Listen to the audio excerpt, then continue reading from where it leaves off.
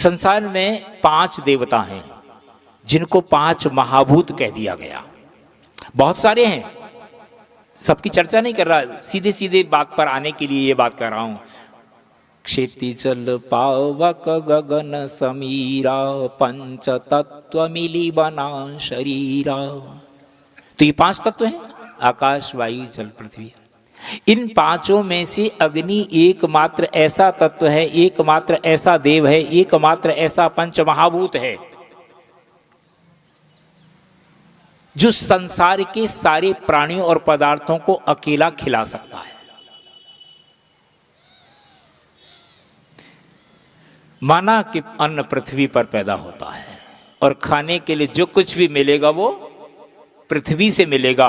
बाकी का अटपटापन देख करके समझने का प्रयत्न कीजिएगा। खिलाने का काम तो केवल अग्नि ही करेगा, दूसरे किसी भी पंच महाभूत की शक्ति नहीं जो संसार के प्रत्येक महाभूत को भी और प्रत्येक प्राणी को भी खिला सके। यज्ञ क्यों करना चाहिए, इस पर मेरा यह तर्क शुद्ध वाक्य है। हम लोग यज्ञ करते हैं, बहुत सारी कल्पनाएं करते हैं, बहुत सारे उत्तर देते हैं, बहुत अच्छे हैं उत्तर, सब प्रत्येक एक से एक बढ़िया उत्तर है। मैं जिसकी बात कर रहा हूं वो ये है, भोजन भूख लगने पर प्रत्येक व्यक्ति करता है। कई बार स्वाद में ज्यादा भी खा लेता है। यह आवश्यक नहीं है कि मैंने जितना खा लिया है उसे मैं पचा पाऊंगा, नहीं पचा पाऊंगा, उल्टी भी हो सकती है, दस्त भी हो सकते हैं। लेकिन इस अग्निदेव की ये विशेषता है, जितना आप इसे खिलाओगे उसे पूरे को खाएगा, पचाएगा। और पचाने के बाद इसकी एक विशेषता है जो किसी दूसरे पंच महाभूत में नहीं है, वो ये कि जिस पदार्थ को ही खाए, पहले तो कोई पदार्थ खाई दूसरा महाभूत खा ही नहीं सकता किसी पदार्थ को। पहली विशेषता तो ये इसकी कि ये सबको खा लेता है। दूसरी विशेषता इसकी ये है कि जिसको ये खाता है उसे पचाता है, और जब पचाता है तो पचाने के बाद उस पर 3 जीरो लगाता है। कितनी? आपने 1 ग्राम खिलाया था इसको, और इसने पचाने के बाद उससे कितना बना दिया? 1000 गुना। 1 पर जीरो लगा दो आप, 1000 गुना हो गया ना, 3 जीरो लगते ही।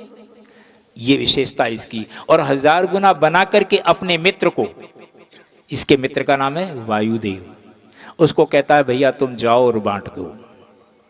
मैंने जो कुछ अग्नि को खिलाया है उस सारे को 1000 गुना करके इसने अपने मित्र वायु को दे दिया, और वायु ने, जिसको मैं नहीं जानता, नहीं चाहता, उस पदार्थ को भी दिया और प्राणी को भी दिया। दुनिया का कोई पदार्थ और प्राणी ऐसा नहीं है जो हवा नहीं लेता हो। श्वास लेते हैं प्राणी, ये सारी दुनिया जानती है ना।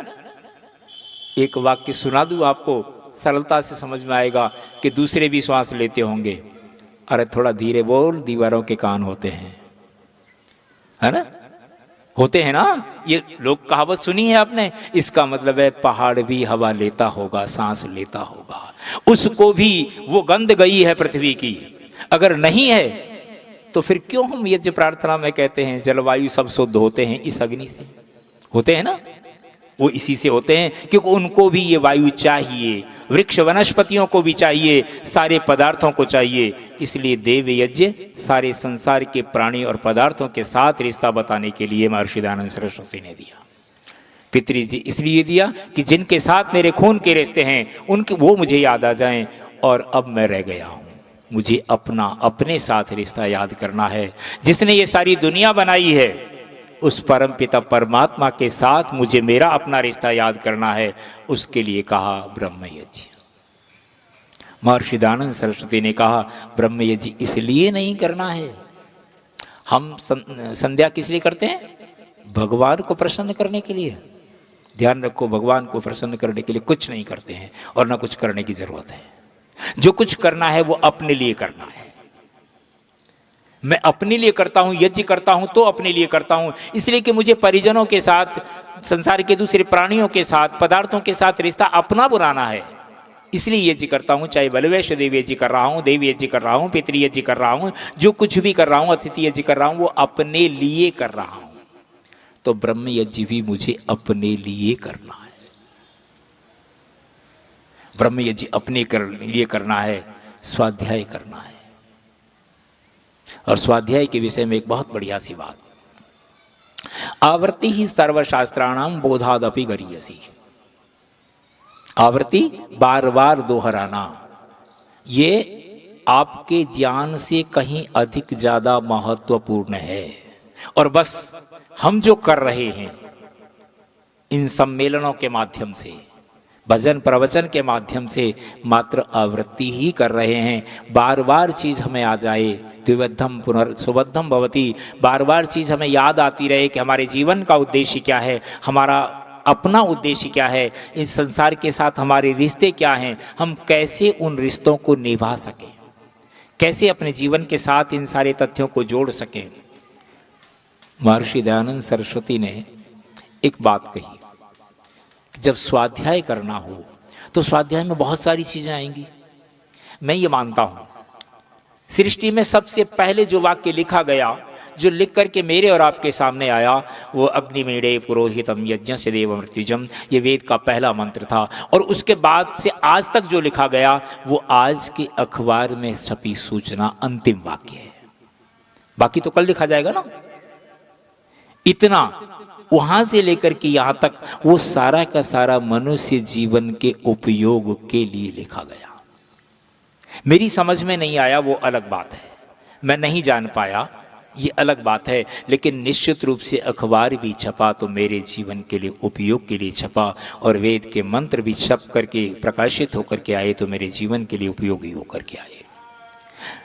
देखना केवल इतना सा है कि कौन सा वाक्य मैं समझ पाया और अपने जीवन के लिए उपयोगी बना पाया हूँ। बस समय के साथ वाक्य पूरा हो, इस दृष्टि से एक बात आपको कहता हूँ। स्वामी श्रद्धानंद जी का नाम आप सब लोगों ने सुना है।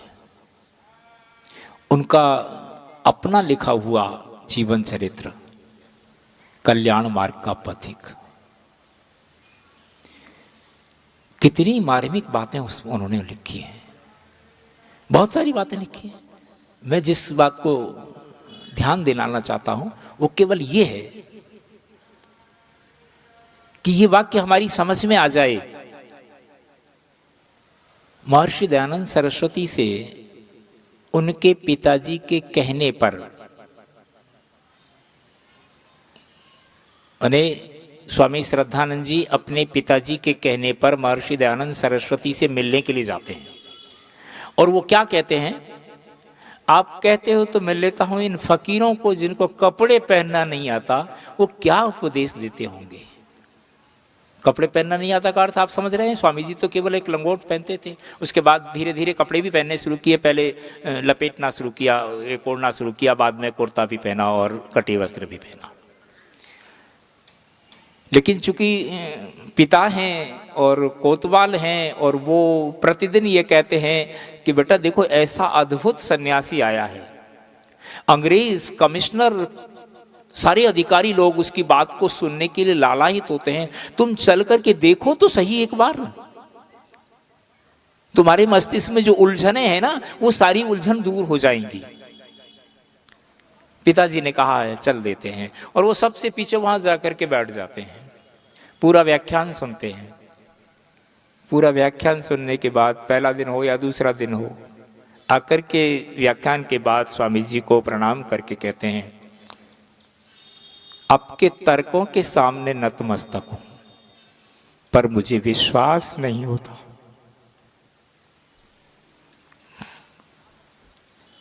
कितना विचित्र वाक्य है। मिस्टर मुंशीराम अपने जमाने के उन वकीलों में थे जिनके सामने दूसरा वकील मुकदमा लेने से कतराता था। पंडित मोतीलाल नेहरू, एक मुकदमा मिस्टर मुंशीराम के पास आया और उन्होंने स्वीकार कर लिया। अब प्रतिवादी को भी तो वकील चाहिए ना। वो वकील करने के लिए गया, मोतीलाल नेहरू के पास पहुंचा। मोतीलाल नेहरू ने कहा भैया ये बता तेरा जो प्रतिवादी है ना उसका वकील कौन है। कि मिस्टर मुंशीराम, कि फिर किसी और के पास चला जा, मैं ये मुकदमा नहीं ले सकता। इतना बड़ा तर्क का धनी व्यक्ति वो क्या कहता है, मैं आपके तर्क के सामने नतमस्तक हूं। लेकिन मुझे विश्वास नहीं होता। ऋषि का उत्तर सुनिए। वो कहते हैं, बेटा मैंने ये नहीं कहा था कि मैं तुम्हें विश्वास दिला दूंगा। विश्वास तो जब उसकी कृपा होगी तब होगा। इस वाक्य ने कितना बड़ा परिवर्तन किया। मिस्टर मुंशीराम, महात्मा मुंशीराम और स्वामी श्रद्धानंद बन गया। इसके बाद और इससे पहले कभी स्वामी जी का, महात्मा मुंशीराम जी का, स्वामी श्रद्धानंद जी का महर्षि दयानंद सरस्वती के साथ मिलना नहीं हुआ। विश्वास तब होगा जब उसकी कृपा होगी। और उसकी कृपा कब होगी? एक वाक्य दूसरा साल, हो सकता है आप लोगों ने पढ़ा हो।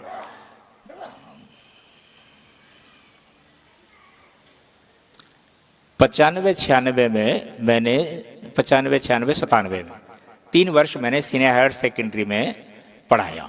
उस समय पर 10वीं कक्षा में एक पुस्तक पढ़ती थी, संस्कृत सुषमा।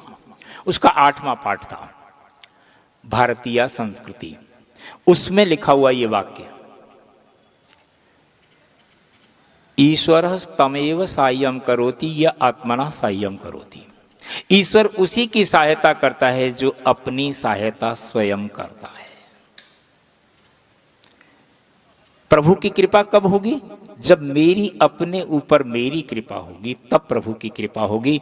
तब प्रभु मुझे सहायता देगा जब मैं स्वयं अपनी सहायता करने के लिए तैयार हो जाऊंगा। इसलिए ब्रह्मयज्ञ पहले अपने लिए करना है, प्रभु से सहायता प्राप्त करने के लिए करना है। और उसके लिए स्वाध्याय की दृष्टि से वेद के अलावा और कुछ नहीं। बाकी छपने को तो आज तक अखबार भी पढ़ा है, पर अखबार पढ़ना स्वाध्याय नहीं है। कोई भी ग्रंथ पढ़ लेना स्वाध्याय नहीं है। स्वाध्याय वो है जिसमें मेरा अपना अध्ययन भी समाहित हो जाए कि मैं क्या हूं, ये मेरी समझ में आने लगे, और मैं का उद्देश्य क्या है ये समझ में आने लगे। इसलिए वो ग्रंथ जिनको महर्षि दयानंद सरस्वती ने वैदिक साहित्य की परिगणना में ला करके रख दिया, वेद और वेद के व्याख्या ग्रंथ ब्राह्मण, आरण्यक और उपनिषद, और उसके बाद जितने ऋषि मुनि हुए हैं उनके लिखित ग्रंथ, ये स्वाध्याय की दृष्टि से हैं। ये स्वाध्याय ब्रह्मयज्ञ का पहला अंग है। दूसरा अंग बाद का, वो जिसको हम समाधि कहें, धारणा कहें, योग कहें, क्योंकि बिना ज्ञान के आप समाधि लगा पाएंगे। योगी बहुत हुए होंगे, नाम सुने होंगे आप लोगों ने। वेद ज्ञान को पढ़कर के जो योगी बना होगा उसमें, और एक सामान्य तौर पर समाधि लगा रहा होगा, उस योगी के जीवन में मेरे जीवन का उद्देश्य क्या है? यही पढ़ लिख लूं, कॉलेज में प्रोफेसर बन जाऊं, विवाह कर लूं, बच्चे पल जाएं, यही है क्या? ये तो नहीं है। अगर ये होता, अगर यही होता ना, तो फिर ब्रह्मयज्ञ की आवश्यकता नहीं थी।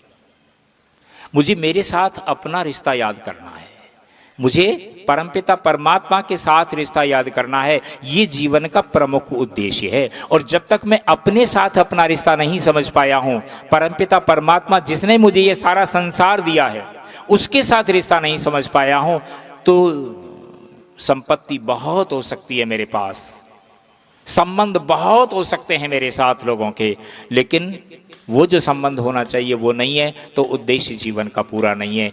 इसलिए मेरे जीवन का उद्देश्य यह है कि मैं जितना समझ पाऊं, एक वाक्य समझ पाऊं, उस वाक्य को जीवन के साथ जोड़ लूं और अंतिम वाक्य को फिर स्वामी श्रद्धानंद जी के साथ ला करके पूरा करता हूं। स्वामी जी को जब ये समझ में आ गया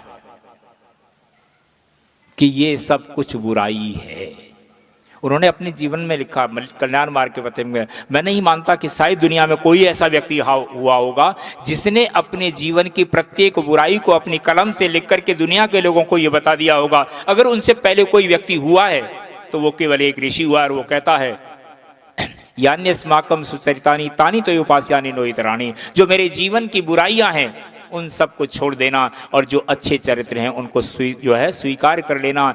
ये एक आरण्यक का ऋषि कहता है, दीक्षांत समारोह में कहता है, जिस समय पर अपने विद्यार्थी को दीक्षांत दे रहा है, स्नातक बना रहा है, उस समय कह रहा है 25 वर्ष मेरे साथ रहे हो, मेरे जीवन की बहुत सारी बुराइयां देखी होंगी, स्वाभाविक है, लेकिन उनकी तरफ बिल्कुल भी ध्यान मत देना। जीवन की जो अच्छाइयां मिली हों उन सबको एक एक करके याद करना, तुम्हारा जीवन सफल होगा। उस ऋषि ने केवल इतना लिख कर के छोड़ दिया, लेकिन स्वामी श्रद्धानंद जब लिखते हैं तो कहते हैं मेरे जीवन में ये बुराई थी। लिखा है उन्होंने स्पष्ट, जितनी बुराइयां थी हम जिनको पढ़ा है वो जानते हैं। और फिर वो कहते हैं कि जब मैं ये जान गया मेरे जीवन की ये बुराई है, एक झटके में छोड़ दी, एक झटके में छोड़ दी।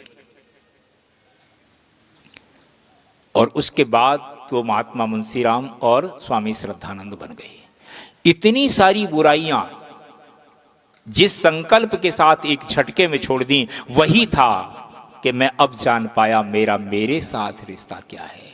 ये पदार्थ तो मुझे बर्बाद करने वाले ही थे, इसलिए इन सबको छोड़ दो। जो कहानी है उसको ना सुना देता हूं। जब उन्होंने संकल्प कर लिया कि आज के बाद ये बुराई जीवन में नहीं आएगी, क्या होता है, उनके एक मित्र वकील के पुत्र के जन्मदिन की पार्टी है और जाना है, मित्र हैं। जो मित्र है वो वकील है, वो कल से पहले वाले जीवन का मित्र है ना। संकल्प तो आज लिया है ना कि आज के बाद जीवन में बुराई नहीं आएगी। उस पार्टी में देखते हैं कि बहुत सारी चीजें, बहुत सारे व्यंजन, उसमें एक कटोरी छोटी सी वो भी है जिसमें मांस है। महात्मा मुंशीराम, मिस्टर मुंशीराम अभी महात्मा मुंशीराम बने नहीं हैं, लेकिन बनने की प्रक्रिया पर उस रास्ते पर चल पड़े हैं। वो 2 बार देखते हैं, उठा के रख देते हैं, खा लेते हैं। इनमें से कोई भी नहीं था कल जब मैंने संकल्प लिया था, इनको क्या पता है। विचार विमर्श चलता है, चलता है, चलता है। विचार विमर्श चलते चलते अंतिम परिणति पर जिस निर्णय पर पहुंचते हैं, वो निर्णय उस कटोरी को उठा के नहीं रखते, पकड़ करके दीवार में मार देते हैं। तो सारे लोग कहते हैं मिस्टर मुंशीराम क्या हुआ? अरे इसमें मक्खी मच्छर गिर गया था तो यार बदल देते, दूसरी कटोरी मंगवा लेते। कि जो भैंसा पचा सकता है उसके लिए मक्खी और मच्छर क्या था? कल तक तो खा ही रहे थे ना। बात ये नहीं है कि इसमें क्या गिर गया है, बात ये है कि कल मैंने ये प्रतिज्ञा कर ली कि आज के बाद जीवन में किसी बुराई को नहीं आने दूंगा। और ये मैं कटोरी उठा करके सहजता से रखता तो तुम में से कोई पूछने वाला नहीं था कि मुंशीराम ये कटोरी क्यों निकाल दी है। अब हर व्यक्ति पूछ रहा है कि मुंशीराम ये क्या हुआ है। ये बताने के लिए कि मेरा संकल्प ये है, आप सब लोगों को मैंने ये काम किया है। माना कि आपके कपड़े खराब हो गए, क्षमा करना। पर अब सबके मस्तिष्क में बात हो गई, अच्छा ये मुंशीराम कल तो वहां कटोरी फेंक रहा था और आज खाने की बात करता है।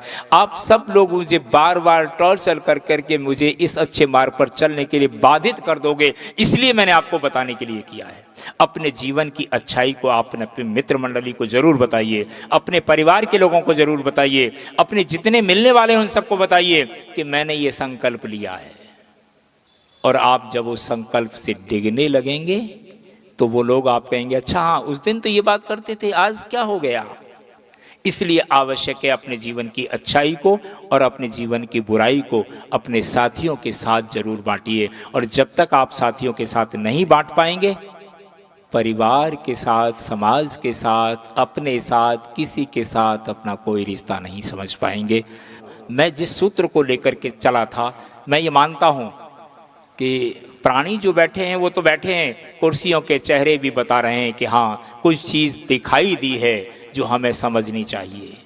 क्योंकि ये पेड़ पौधे हैं, इनको भी लगता है कि आज हमें कुछ अतिरिक्त मिल रहा है, कल दिवाली मनाएंगे, पटाखे सब चलाएंगे, ये सब रो रहे होंगे। आप देखना अनुभव करके, जिस पेड़ के पास खड़े होकर के आप पटाखा चला रहे होगे, वो पेड़ की पत्तियां आपको क्या कह रही होंगी। क्यों? उनको जरूरत तो इस वाली आग की थी, इस गंध की थी, और आपने उनको दूसरी कोई गंध दे दी है। ये सूत्र ये समझ में आ जाए, जीवन की सार्थकता कहीं होगी। मैंने थोड़ी देर आपके साथ चर्चा की।